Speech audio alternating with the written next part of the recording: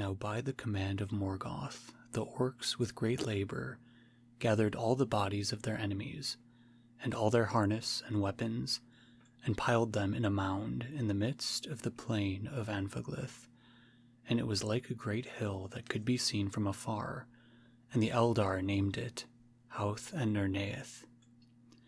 But grass came there and grew again long and green upon that hill alone in all the desert, and no servant of Morgoth thereafter trod upon the earth, beneath which the swords of the Eldar and the Edain crumbled into rust.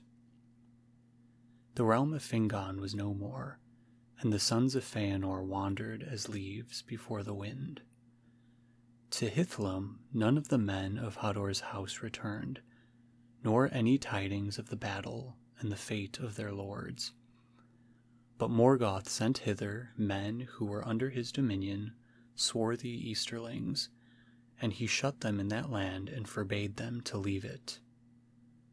This was all he gave them of the rich rewards that he had promised them for their treachery to Maethros, to plunder and harass the old and the children and womenfolk of Hador's people.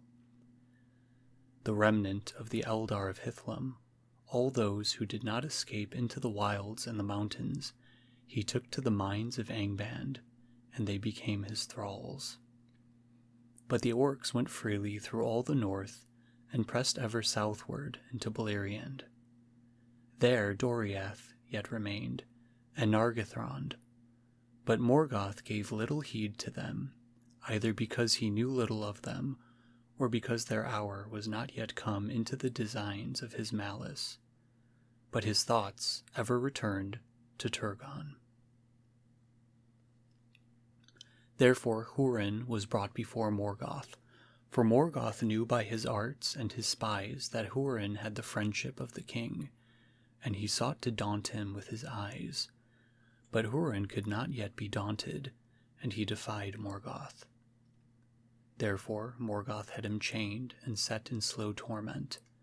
But after a while he came to him, and offered him his choice to go free whither he would, or to receive power and rank as the greatest of Morgoth's captains, if he would but reveal where Turgon had his stronghold, and aught else that he knew of the king's counsels. But Hurin the steadfast mocked him, saying, "Blind you are, Morgoth Bauglir, and blind shall ever be, seeing only the dark.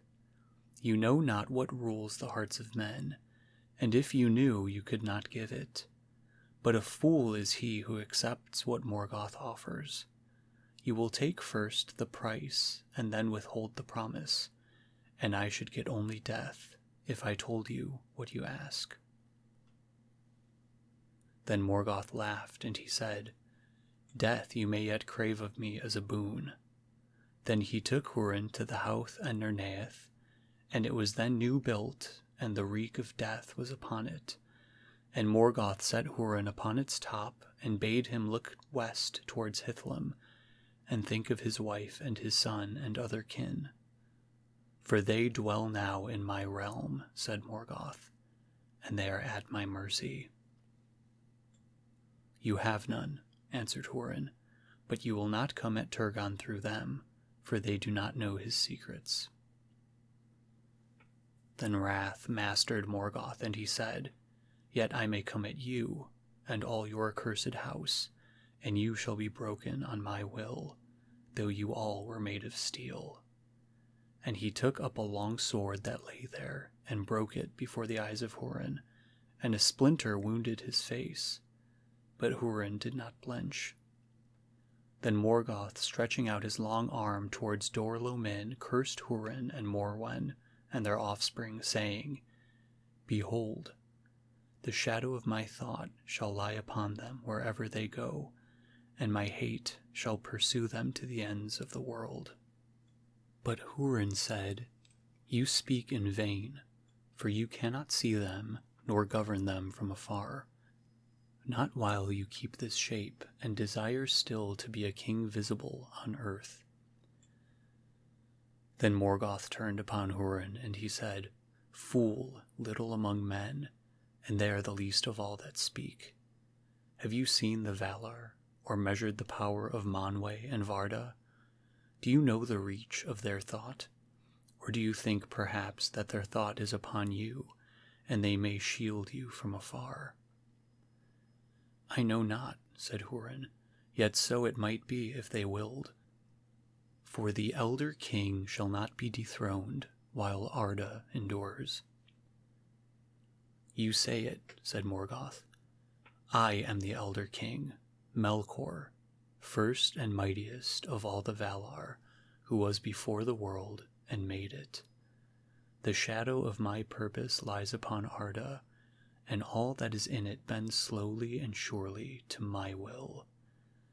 But upon all whom you love my thought shall weigh as a cloud of doom, and it shall bring them down into darkness and despair. Wherever they go, evil shall arise. Whenever they speak, their words shall bring ill counsel. Whatsoever they do shall turn against them. They shall die without hope, cursing both life and death. But Hurin answered, Do you forget to whom you speak? Such things you spoke long ago to our fathers, but we escaped from your shadow. And now we have knowledge of you, for we have looked on the faces that have seen the light, and heard the voices that have spoken with Manwë. Before Arda you were, but others also, and you did not make it. Neither are you the most mighty, for you have spent your strength upon yourself and wasted it in your own emptiness. No more are you now than an escaped thrall of the Valar, and their chain still awaits you. You have learned the lessons of your masters by rote, said Morgoth. But such childish lore will not help you now they are all fled away. This last then I will say to you, thrall Morgoth, said Hurin, and it comes not from the lore of the Eldar, but is put into my heart in this hour. You are not the lord of men, and shall not be, though all Arda and Menel fall in your dominion.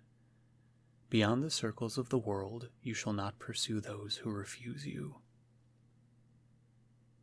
Beyond the circles of the world I will not pursue them, said Morgoth. For beyond the circles of the world there is nothing, but within them they shall not escape me until they enter into nothing.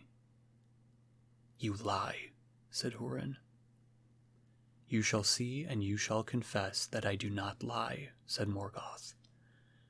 And taking Hurin back to Angband, he set him in a chair of stone upon a high place of Thangorodrim, from which he could see afar the land of Hithlum in the west, and the lands of Beleriand in the south. There he was bound by the power of Morgoth, and Morgoth standing beside him cursed him again, and set his powers upon him, so that he could not move from that place, nor die until Morgoth should release him.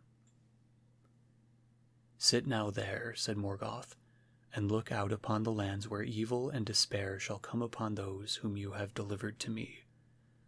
For you have dared to mock me, and have questioned the power of Melkor, master of the fates of Arda. Therefore with my eyes you shall see, and with my ears you shall hear, and nothing shall be hidden from you.